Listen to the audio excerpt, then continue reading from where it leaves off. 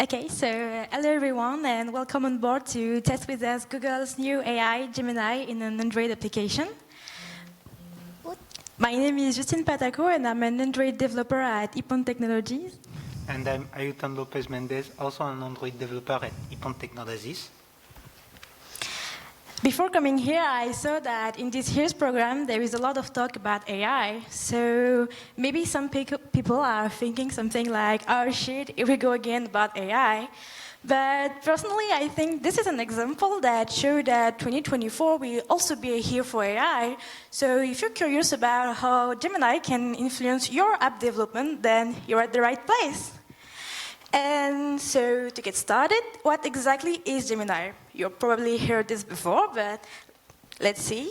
So Gemini, as the new Google's AI, we can now say goodbye to Bard and hello to Gemini, which, by the way, stands for Generalized Multimodal Intelligence Network.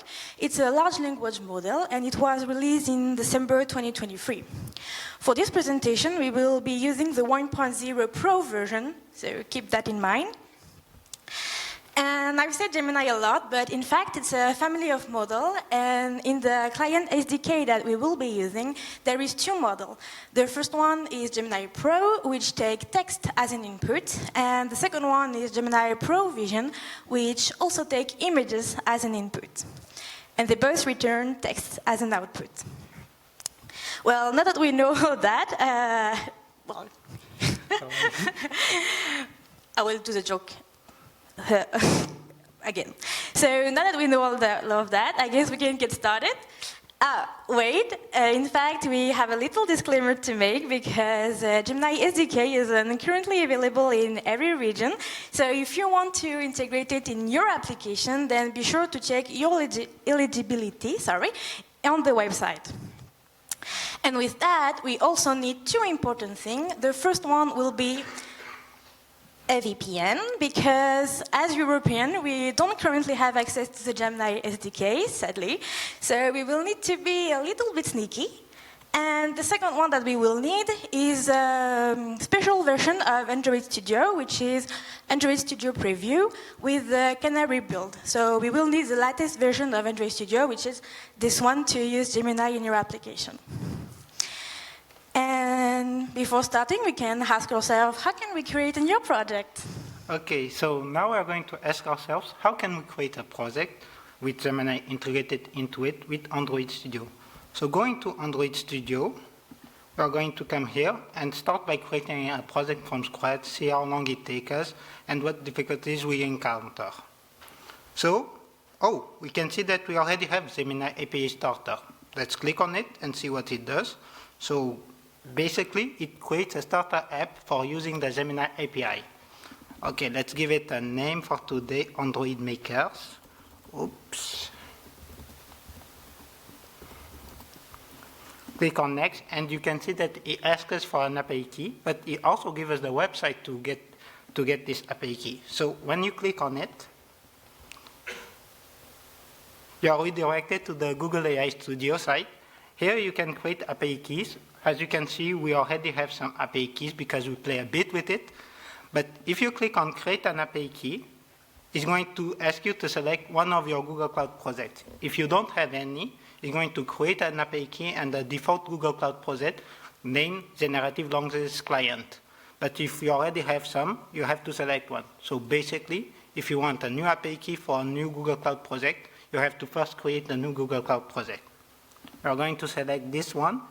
And I'm not going to create the API key because I don't want to give you guys my information. Also, Android Studio can take some time, sorry.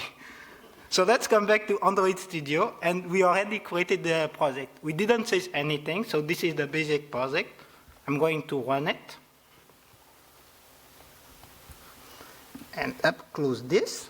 And as you can see, the default project is baking with Gemini because maybe they like to bake something, I don't know, it's their idea.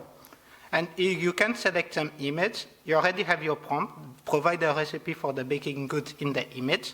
And when you click on Go, it's going to give you an output. So the default project is already using the Gemini Pro Vision. As you can see, it takes some time because my connection is not very good. but if it gets there, here we have our recipe, like you can see. And yeah, this is basically what you need to create a project. You already have your API key in your local properties, and you already have the dependencies needed. So you can already push this version of the project into your GitHub.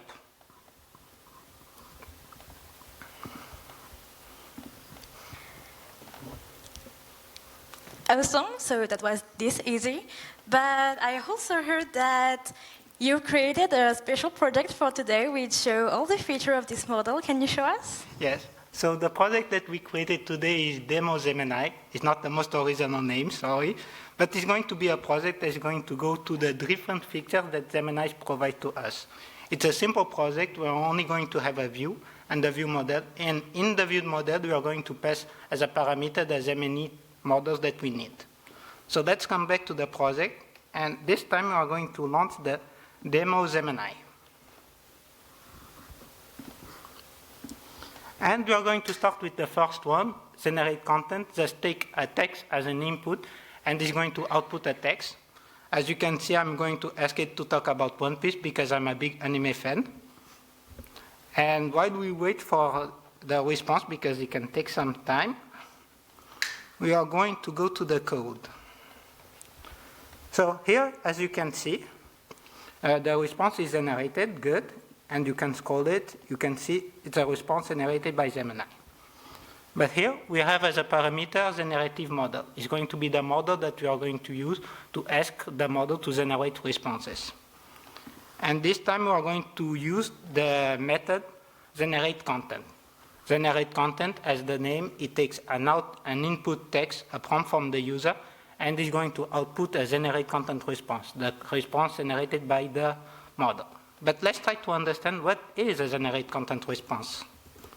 So, oops. Here you can see generate content response as 3 fields. A text, the first part of the response, if it still exists, I'm going to ask you guys to remember this part. Prompt feedback is the feedback from your prompt. If you have any problems with your prompt, you can know why, and which reasons why it was blocked and which safety rating it did not respect, and candidates, a list of possible responses generated by the model. Of course, we are going to focus on the text one for this demo today. But as you can see, this is all the code I needed to generate a response. Of course, I have to put it in a try catch because generate content can throw a generative AI exception. If it could not generate the response, or if it took some time, or you don't have your VPN activated, so you cannot generate a response because in Europe we still cannot do that. And it's in a video model scope because it's a coroutine. But this was basically it. But now I want to do like the default project, also add image. So this time we are going to go to the generate content image. We are going to give it an image, and I'm going to ask him to tell me what it can see in this image. And while we wait, we're going to go to this one, and as you can see, we have the description of the image: a living room with a TV, a rug, bookshelf, cat, and a window. This time, what does it say? Basically, the argument that you pass to generate content is going to be a content.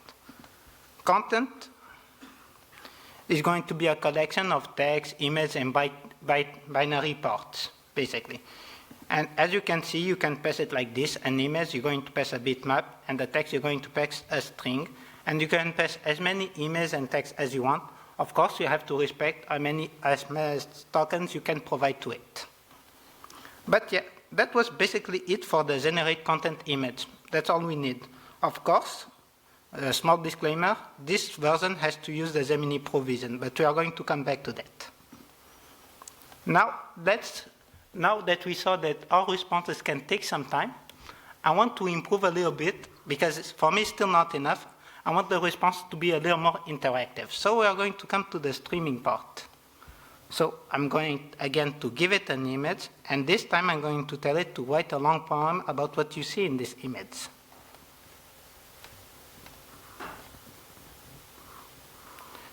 And it's a bit weird, right? Because the text disappeared. So let's try to understand this first, and I'm going to give the answer. Well, this time, I'm going to call the method generateContentStream, same as before, but I'm going to pass it same as before, but this time it's going to return a flow of generateContentResponse.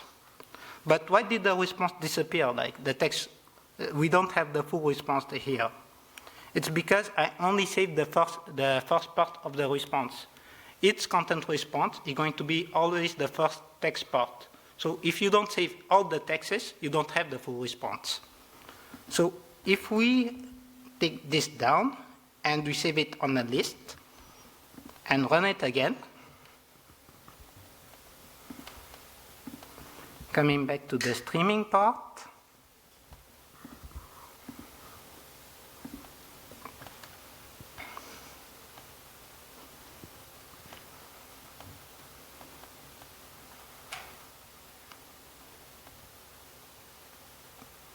okay, it was quite long, but as you can see, we have all the response now.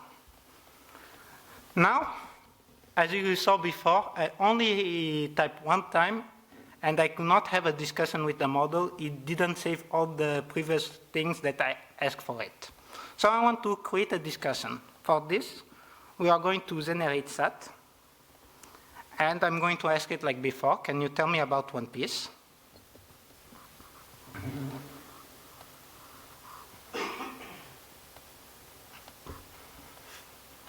Yes, finally.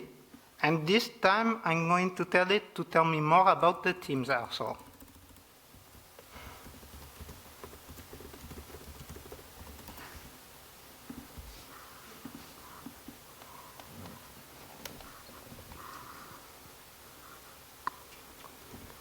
And as you can see, it's still talking about One Piece. And also, I have the user's requests, the user prompt. So let's see in the code. First, we're going to look at the main activity where we created our generative model.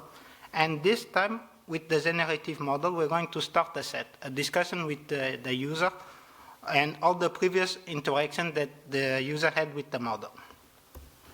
So this time, to our view model, we're going to pass a set. And the set this time is not going to have a generate content, but a send message. As you can see, it's almost the same thing as generate content response.